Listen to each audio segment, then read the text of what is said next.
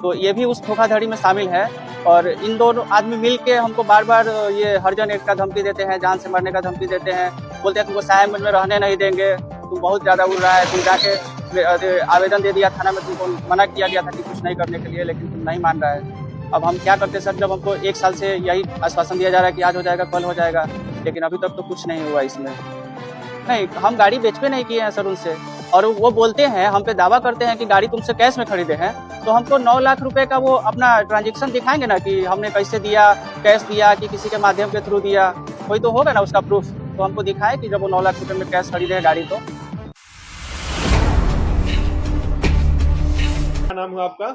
मेरा नाम प्रमोद कुमार हुआ। पिताजी का नाम? कुंदेव सहनी, सुंदरापुर का मैं निवासी हूँ। आपने बीते रोज थाने में एक आवेदन दिया है धोखाधड़ी को लेकर, तो क्या मामला हुआ है बताइए। मेरे साथ एक मामला हुआ है, एक सोनू कुमार सिंह है, स्वर्गीय दिनेश प्रसाद सिंह के वो पुत्र हुए, जिन वो प्रॉपर्टी डीलर का काम करते हैं, और उनका काम है धोखाधड़ी करना और लोगों को फंसाना, सीधे साधे लोगों को खास करके वो अक्सर निशाना बनाया करते हैं। क्या हुआ था विस्तार से बताइए।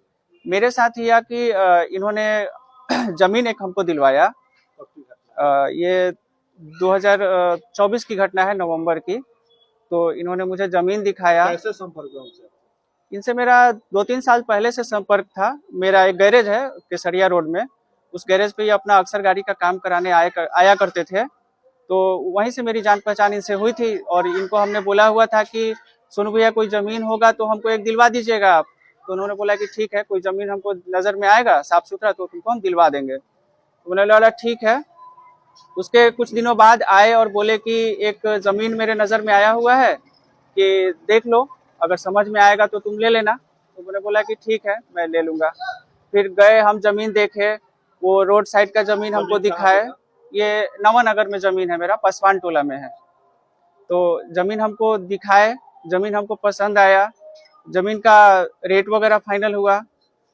जमीन कहाँ पे था? रोड के किनारे था? कहाँ पे? जमीन रोड के किनारे में ही था, एक प्लॉट के बाद जमीन था, तो वहीं पे हमने जमीन देखा, सारा चीज बात विचार हो गया उनसे, पैसे का लेन देन भी फाइनल हो गया। जमीन की जांच पड़ताल की है? हाँ, जांच पड़ताल वहाँ अस्थायी लोगों से पता किया था मैंने उस जमीन के बारे में। तो उन लोगों ने बताया कि जमीन ठीक है, साफ सुथरा है, ले सकते हो, कोई दिक्कत नहीं है। तो मैंने बयाना वगैरह दिया उनको। कितना दिया, नहीं दिया, क्या? मैंने उनको जमीन का रेट जो फाइनल हुआ था वो 15 लाख में हुआ था। कितना? 15 लाख रुपए। कितना? 15 धुर जमीन था। 3 डिसमिल जमीन मैंने उनसे रजिस्ट्री करवाया, और 6 लाख रुपए मैंने उनको कैश दिया। कुछ पैसा अकाउंट से डाला था और बाकी मैंने कैश दिया था। और उसके बाद में 9 लाख रुपए मेरा बाकी रह रहा था, तो मैंने कुछ समय मांगा उनसे कि कुछ दिन का समय हमको दे दीजिए। तो बोले कि ठीक है, हम समय दे देंगे, तो एक काम करो कि तुम्हारे पास जो गाड़ी है ना, वो गाड़ी हमको एक गारंटी के तौर पे दे दो। कैसा गाड़ी था? मेरे पास मारुति का ब्रेजा था, नया गाड़ी मैंने लिया हुआ था, 1 साल अभी मुझे गाड़ी को लिए हुए हुआ था। तो उन्होंने बोला कि जब तुम पैसा दे दोगे मुझे 9 लाख रुपए, तो ये गाड़ी तुमको मैं वापस कर दूंगा। कुछ कागज? नहीं, मेरा कोई कागज उगज नहीं बना था। हाँ, ऐसे ही 33-2 में मैंने उनको दे दिया वो गाड़ी कि आप चलिए, मैं पैसा आपको दे दूंगा, आप मुझे दे दीजिएगा। जमीन पर दाखिला करने गए तो क्या हुआ, दिक्कत ये बताइए। जमीन पे मैं जैसे कब्जा करने के लिए गया, नापी उपी करवाने के लिए, तो इन लोगों ने नापी उपी करवा दिया, मगर वो किसी और का जमीन हमको नापी करवा के दे दिया। जब हम उस पे घर बनवाने गए तो पता चल रहा है कि ये जमीन उसका नहीं है जो हमको रजिस्ट्री हुआ है। वो जमीन वहां से 200 फीट की दूरी पे जमीन है, और जबकि वहां पे मैंने 2-2.5 लाख रुपया फंसा दिया है उस जमीन पे, अपना पिलर वगैरह लगाने में। दिखाया कोई और जी, रजिस्ट्री करा दिया गया, कोई और जमीन करा दिया रजिस्ट्री, यानी आपको धोखे में रख के रजिस्ट्री कराया गया। और जो जमीन हमको दिखाया था वो रोड साइड का जमीन था, और हमको धोखाधड़ी से चेवड़ा का जमीन लिखवा दिया, जिसका कीमत अभी 2 से 2.5 लाख रुपए बहुत ज्यादा लोग लगा रहे हैं। अच्छा, इसमें तो आमतौर पर देखा जाता है कि कर्मचारी भी इसका वेरीफाई करते हैं, तो आप मतलब कैसे आप फंस गए इसमें?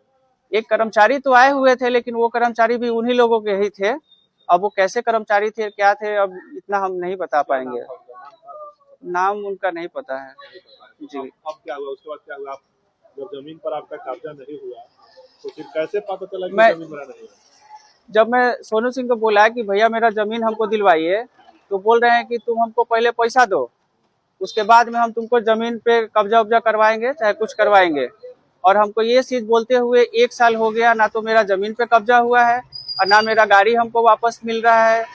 हमने लास्ट में थक हार के थाना में एक आवेदन दिया है। और ये जो सोनू सिंह है, ये इनका काम यही है, लोगों को धोखा देना, उनको फ्रॉड में फंसाना और तरह तरह के जाल में ये फंसाते रहते हैं लोगों को बहुत ज्यादा। क्या मतलब मांग करते हैं वरीय हम अधिकारी से? एसपी साहब को भी आपने मेल किया? हाँ, उनको भी मैंने एक ये भेजा हुआ है क्या पोस्ट ऑफिस निष्पक्ष के द्वारा। जांच की मांग करते हैं? हाँ, हम एसपी साहब से यही अनुरोध करते हैं कि सोनू सिंह के बारे में पता किया जाए, उनके बारे में लोगों से, अस्थायी लोगों से पता किया जाए कि वो आदमी कैसा है, क्या है, उनको मालूम चल जाएगा। इनके ऊपर कार्रवाई होना चाहिए।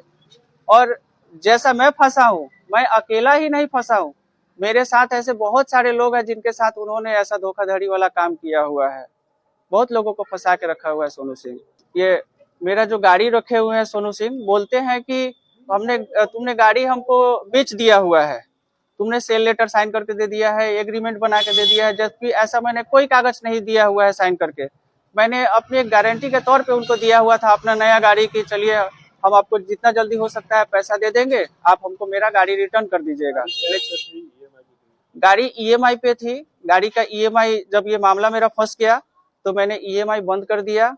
बैंक वाले हमको रोज फोन कर रहे हैं, रोज प्रेशर दे रहे हैं, नोटिस पे नोटिस भेज रहे हैं कि पैसा दो नहीं तो गाड़ी दो। लेकिन अब मेरे पास ना गाड़ी है ना जमीन है मेरा, तो हम पैसा कैसे भरे। जो आवेदन आप दिए हैं उस आवेदन में एक और व्यक्ति का जिक्र है, बताइए। हाँ, वो एक रामपुर के हैं, राजेश राम, शंभू राम के लड़का हुए, उनका रामपुर सिवताही में घर है। तो ये भी उस धोखाधड़ी में शामिल है। और इन दोनों आदमी मिल के हमको बार बार ये हरजन एक का धमकी देते हैं, जान से मरने का धमकी देते हैं, बोलते हैं तुमको साहेबगंज में रहने नहीं देंगे, तुम बहुत ज्यादा उड़ रहा है, तुम जाके आवेदन दे दिया थाना में, तुमको मना किया गया था कि कुछ नहीं करने के लिए, लेकिन तुम नहीं मान रहा है। अब हम क्या करते सर, जब हमको 1 साल से यही आश्वासन दिया जा रहा है कि आज हो जाएगा, कल हो जाएगा, लेकिन अभी तक तो कुछ नहीं हुआ इसमें। एक और बात सामने आ रहा है कि उनके तरफ से बोला गया है, आप भी बताए हैं कि गाड़ी जो है 9 लाख में खरीद ली है, तो क्या है बताइए। नहीं, हम गाड़ी बेचपे नहीं किए हैं सर उनसे। और वो बोलते हैं, हम पे दावा करते हैं कि गाड़ी तुमसे कैश में खरीदे हैं, तो हमको 9 लाख रुपए का वो अपना ट्रांजेक्शन दिखाएंगे ना कि हमने कैसे दिया, कैश दिया कि किसी के माध्यम के थ्रू दिया, कोई तो होगा ना उसका प्रूफ। तो हमको दिखाए कि जब वो 9 लाख रुपए में कैश खरीदे है गाड़ी। तो थाना पर गए थे तो क्या आश्वासन मिला था? थाना पे गए हुए हैं, दिए हुए आवेदन, तो हमको आश्वासन मिला है कि बड़ा बाबू बोले हैं कि जांच करवा रहे हैं इस पे, हम जांच जैसे करवाते हैं उसके बाद में नहीं होगा तो हम एफआईआर करेंगे, सोनू सिंह और राजेश राम के ऊपर कार्रवाई करेंगे वो।